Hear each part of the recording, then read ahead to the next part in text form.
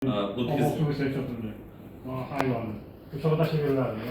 O'tkazib Yordam doktorlarga tashlab beriladi, yo'q tashlab beriladi.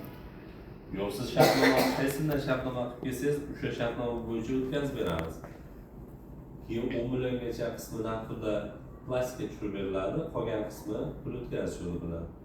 Shartnoma bo'yicha hech qanaqa boshqalarga cheklov yo'q, faqat chorvachilik bo'yicha siz shartnoma qilgan tashkilot chetdan olib kelgan bo'lishi kerak. Shu joyda sal cheklov bo'ldi.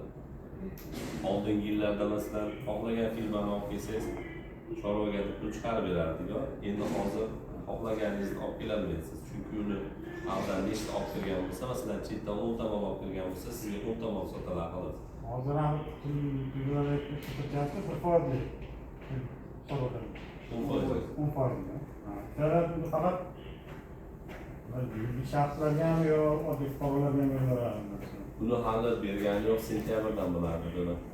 10% dan beriladi 10 yil muddatgacha. Yuridik shaxslar. Katta ehtimol bilan yuridik shaxslar chiqadi.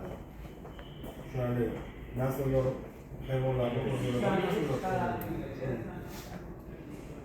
Foizi 10% deyapsiz.